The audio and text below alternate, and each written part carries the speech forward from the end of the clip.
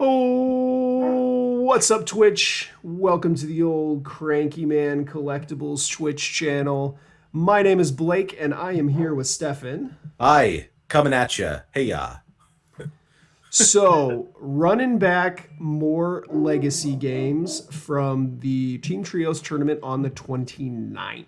Yeah, this was a really good tournament. So, last week we watched Cradle Rock versus Reanimator. Mm-hmm.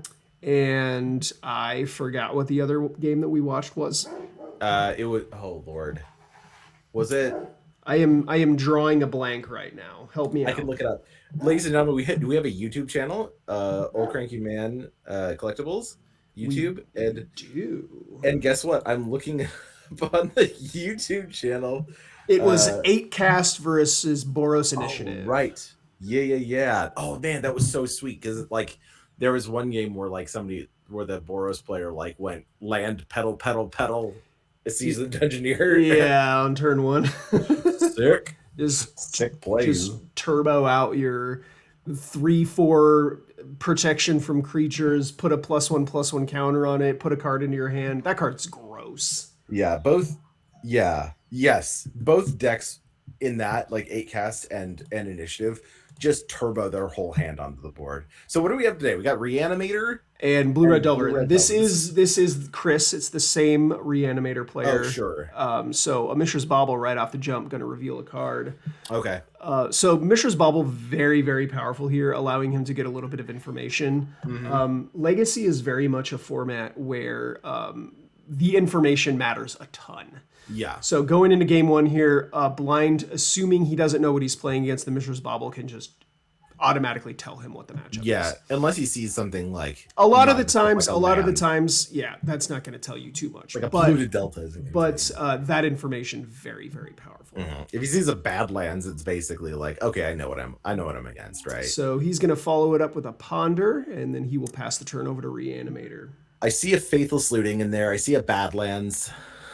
Looks like we're gonna Faithless Looting right away, right? Or are we gonna Grief first? We have an Entomb also and an Unmasked. I believe this Unmask is what he's thinking about what card to pitch to this Unmask. Is it better to? Okay. Well, you want your Faithless Looting to resolve here, right? Right. I just thought it was interesting. He went for the Unmask rather than the Grief, because he's got a Faithless Looting that he can use to pitch the Archon. Right. So like that's in play. Does he have a reanimation spell in hand right now at all? Did we see that? He has an Entomb, a Faithless Looting, a Land, a Grief, and an Archon of Cruelty. Okay, so he pitched the second Entomb. I believe yes. Yeah, that's the So he's doing both is what's okay. happening. Got it. So he's just getting value off of the. I think that's totally reasonable. And now he's hoping to draw into a reanimation spell. So it looks like he took a Force of Will or maybe the first one got countered. Oh, okay, which is whatever. So or not, maybe he just took the Force of Will and then the second one took the Daze. If you're the Reanimator player, you love that either way, right? Yeah, Faithless Looting is going to discard Archon of Cruelty and Dark Ritual. Okay. Interesting. I think he drew a. Did he have a fetch land in hand and then some? I don't know what the other. Yeah, he was sandbagging a polluted delta. I'm not sure what the other cards he drew were. Wasteland is going to take care of this Badlands here. Woof. So we've got Reanimate was the card off the top of his deck here. So and he's gonna fetch out a swamp. A Spell Pierce, a Daze, another Force of Will. Now he has a swamp and a Reanimate.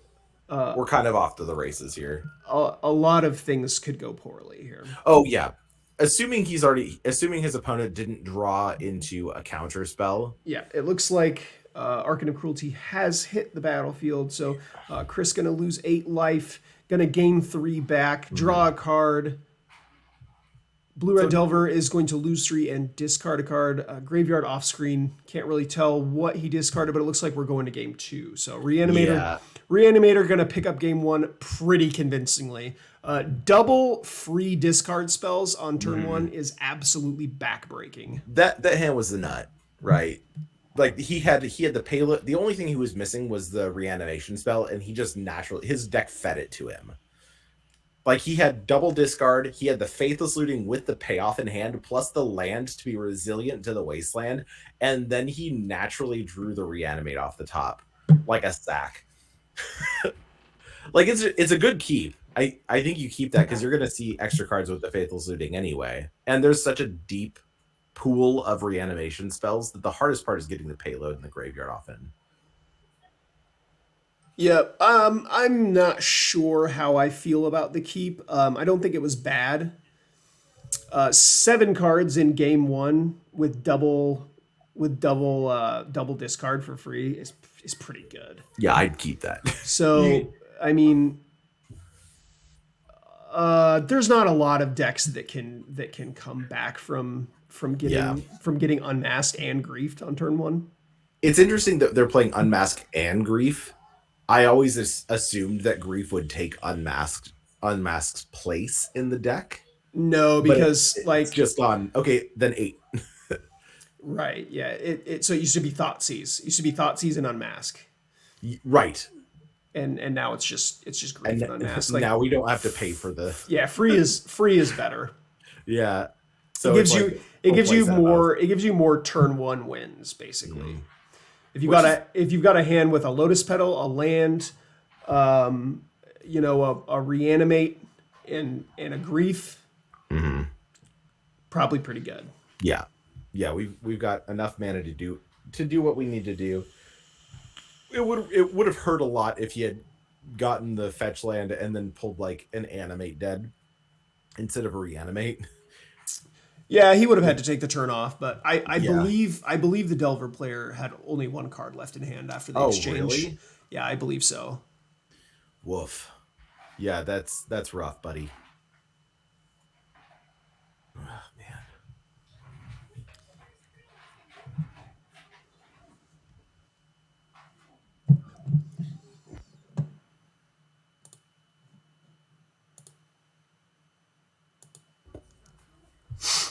Sorry, we're getting some background noise here. No, you're good. It is extremely warm. Yeah. Do you have your windows open or you got the AC on? Windows open. I am not ready to turn on the air conditioner yet, but I am being tempted. Yeah, I've already done it. I pulled that ripcord a while ago, bud. I'm done. I can't do it. So, all right, my wife is super sensitive to temperature too. Sure. So like if it gets hot at all, and it's not to temperature in general, but just like heat. And so I'm the kind of person who I'm decently comfortable up to about 75, but any warmer than that, and I start to get a little clammy. I start to get a little. Yeah, I mean it's it is certainly not the most comfortable temperature. Right, but then Erica is like, if it gets over 75, she's just like miserable. It sucks, and admittedly, she has way more children crawling on top of her, like. On the reg. Oh, dad life. Yeah.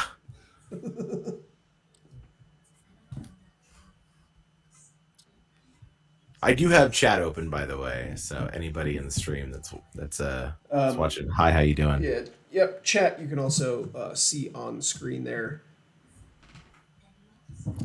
Let's talk to each other. Let's talk to each other in the chat window. Oh yeah, This is like when you and your wife are having a conversation with other people that are also in the room. Turn 1 Dragon's Rage channeler from Oliver here. And then you start having a conversation about those people. You don't even have to be having a conversation about them. It's just like it's so much more convenient to text you than speak. Exactly. Yeah, turn one DRC. We're probably holding up a daze here. I hope. Got a grief coming in. Looks like land grief. Yeah. So we got the fetch land. We're gonna exile Atraxa for the grief. Atraxa is amazing as a payload, but also with its ability to pay for almost every cost. Like pitch, like it can pitch to every pitch spell except for Fury. Yes. Yeah, it can pitch to Force of Will. Can pitch to grief. It can pitch to Solitude. Double grief. Gonna take care of 2 copies of Force of Negation. Wow. Oh my gosh. I mean, Force of Negation already doesn't do anything against grief, so like he's just laughing at you at this point. Yeah. Yeah, but it does, like, it can counter the reanimation spells, so like, woof. Like, are we ever hard casting grief? I hope not. The game has sort of gotten away from us for hard casting. You know, sometimes you just have to play a game of Magic. In Legacy, I think not. Legacy is like, it's such a weird format because it's like, it's that high power level to the point where it doesn't resemble a lot of other formats in how you play the game. And yeah, I sort of love that. Yes, Legacy has its own identity Yeah. for sure. And I also love it so much. Like, we've got Lotus Petals as fast mana that are just like totally fine. Everybody agrees that Lotus Petals are fine. We've got tons of free spells that are free, but like they obviously cost you cards out of hand, but oftentimes games end with cards in hand. Yeah. And so like that resource, that tempo is sort of fine to just give up the card in hand because you're just getting there anyway. So Ponder going to go on the stack, and we see an Entomb putting a Archon of Cruelty into the graveyard in response to the Dragon's Rage Channeler trigger. Yeah, DRC discarded a land there. It pitched I believe that was a Volk. Ponder going to resolve now. We got to reanimate. Looks like we left on top. We drew a card. Dragon's Rage Channeler's going to get in there. For 1? I can't see Delver's Graveyard. I think it's land, instant sorcery. I don't think we've got the 4th card type. So Archon of Cruelty is going to hit the battlefield. DRC is going to go away. Card coming, card going away. 6-point life swing, and we'll pass back to Delver. Woof. Like with the last game, this card continues to be like the best payload right now. Once Archon of Cruelty is on the battlefield, it becomes very difficult for Delver to kill it. Yeah. So they have to have like double bolt. Mm-hmm. Or even, I guess like a bolt plus chain lightning, fine. Or yes, Brazen Borrower, and that's as you see here is going to put that back into hand. Okay, there it is. Yeah, that's what I was thinking. Now you see that Reanimator is just kind of hamstrung at this point. He's thinking about. Looks like he's going to reanimate a Grief. That's a totally reasonable play. Grief is a great creature. It's a 3/2 with menace. I like to reanimate Grief. Yeah, you only lose 4 off of it, and then like they have to double block it, effectively lose two blockers to get rid of it. And notably, Brazen Borrower cannot block it; has to block creatures with flying. But yeah, that Petty Theft is sort of a pseudo removal spell for Delver, right? Against Reanimator. Yeah, I mean it takes care of the Archon of Cruelty pretty good. Any reanimation looks spells. Like a Lightning Bolt's going to take out the Grief, and Reanimator's going to pack it up. We're going to go to game 3. Man, just scooping early. Play the game, folks. Like life totals weren't super low there. Yes, it was. Were they? He took 2 to fetch and 8 off of the reanimate. Oh. So that the Dragon's Rage Channeler also got in once. I'm not sure if it had Delirium or not, but that was a 2-turn or 3-turn at most clock there. Yeah, he took 8, 9, 10, 11, 12 off of reanimation. He regained 3, so he took 9 effectively off of reanimation spells, 2 off of fetches, plus whatever the DRC got in there for. So plus the Brazen Borrower. It was a 3-turn clock at most. Wow, that went quick. Like you don't consider the amount of life that you're paying necessarily up front for those reanimates, but it's exactly like what you said with the Archon of Cruelty. It gains you 3 back. So that's sort of what I was banking on, is like, okay, well, we're gonna regain it now, and then next turn, unless they can deal with it. And he had the best, he had the clutch removal spell, which is the Petty Theft, right? Because there's like double bolting, it sucks, but Petty Thefting it, then you have a 3/2 flyer. Yeah, it doesn't suck at all. No. Yeah, all right, so we got Petal. Looks like that one's going to go back pretty quickly. I didn't see what was in there. I saw Petal and a Faithless Looting. The Japanese are Faithless Looting. Not a big fan of that one. I think it's fine. It's not my favorite. I know I can see the card, but I've never looked at its art like super closely. It's the same art as it's honestly the same art direction as the English version of the archives, mystical archives. So it's got the two hands, one up, one down, one pouring out, one lifting up. Sure. And it's sort of like and then like Carly Major's art, which is the other mystical archive. That's my favorite. And I know people hate it, but Carly's a genius. She makes some of the most beautiful art. And it's sort of reminiscent of As Above, So Below. Like sure. You can see it on the screen now. Yeah, but the full art is so beautiful. Yeah. Like I adore this. Carly Major, shout out. Love your art. I like how it blends elements of realism and surrealism. Yeah. I love that. Some people hate this. Reanimator going to 4. Wow. Not feeling great. Yikes. What is Delver just on 7? I believe he kept 7, yes. It was gonna be an uphill battle. If there's a deck that can do it, yeah, it's Reanimator. I've seen Reanimator do 5, but I've never seen it do a 4 appropriate, like effectively. I am the only Magic player to have mulliganed with 2 on Boggles and won the game. It's got a. I don't actually know if that's true or not. It's just mulliganed to 2. I have mulliganed to 2 with Boggles and won the game. Your deck loved you that game. It did. It fed me everything that I needed, and I was there for it. So he does have an unmasked. This was also before the London Mulligan. Oh, okay. So I only got to look at 2 cards and then scry you one. got to scry though. Yeah, it's basically 3 cards, man. Like, perfect card on top. Perfect card in the next 8. Next 8 cards. Well, I was on the play. My 2-card hand was Forest Boggle. Yeah. And then my deck just fed me everything I needed. That mulligan system sucked. I'm just gonna say that. Like, it was rough. I like the London Mulligan a lot. So yeah, Delver's gonna get things started off with Delver. This is actually the first one of these that we've seen in this entire 3-game set. Delver of Secrets. I love that. I do love that Delver still plays Delver.